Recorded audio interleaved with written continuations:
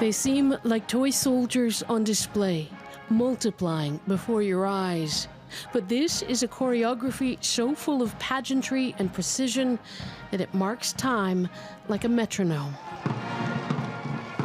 And marking time's passage at its center, the Queen on her 90th birthday, drawing every eye in her direction like a beacon.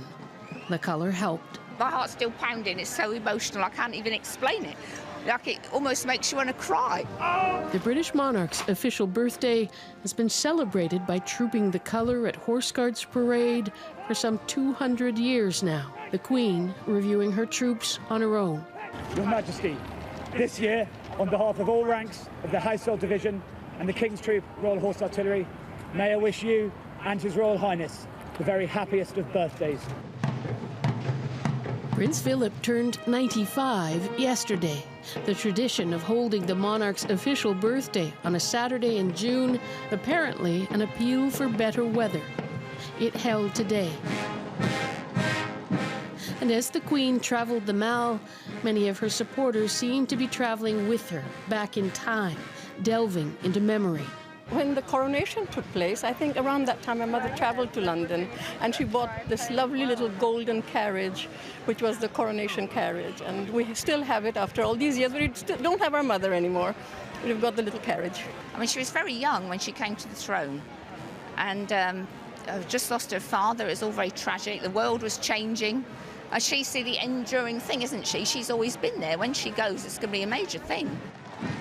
At times, the Queen seemed to be bobbing along in a sea of bearskin hats, this route well worn by carriage wheels and horses' hooves during her 64-year reign. The Queen is making her way back towards Buckingham Palace in the penultimate moment of the day, the balcony appearance. She was just 1 year old when she made her own first appearance on the balcony back in 1927.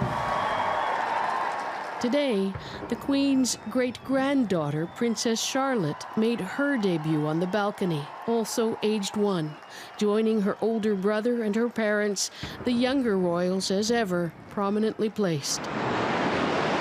The Queen, at the center of her family and on this day of her kingdom, seemed to let the carefully tended mask slip for a time. There may be rumblings in the offing, with a referendum that could affect Britain's future on the horizon. But for now, Britain's longest-serving monarch seems to be enjoying the storybook ending to her day. Margaret Evans, CBC News, London. And our chief correspondent, Peter Mansbridge, has been covering the celebrations this week from London. He joins me now with some thoughts on what he's seen. Hi, Peter.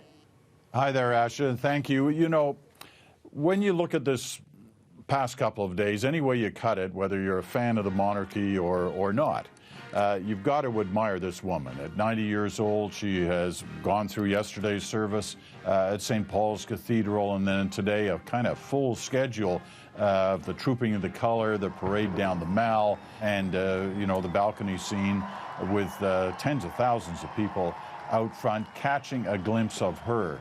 And clearly through all of this, there was the sense that she really was enjoying this. Part of being the monarch is obviously duty and obligation, things that you got to do.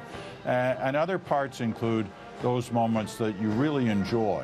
And you saw at times through these last couple of days those particular moments. You saw it especially during the trooping the colour because it involves horses, one of her great passions and loves. But also I think what we were witnessing here was the beginning, in many ways, of the turning of the page from one generation to another within the monarchy and eventually to another. When you saw on the balcony scene all the various elements, and especially the Queen, Charles, Will, George, 4 generations of monarchs on the balcony, and recognizing that not only will change come in human terms, it's likely to come in the way these people act. The new, younger royals are definitely saying that things are going to change a bit in their generation. You see some of them working for a living as opposed to simply operating as royal titles and going to various events around the country. They feel it's time for that to be happening. It's starting to happen. So you've seen a couple of things this weekend, but once again, at the heart of it, a remarkable woman celebrating her 90th birthday, a person that it seems everyone loves. Asha. Thanks, Peter.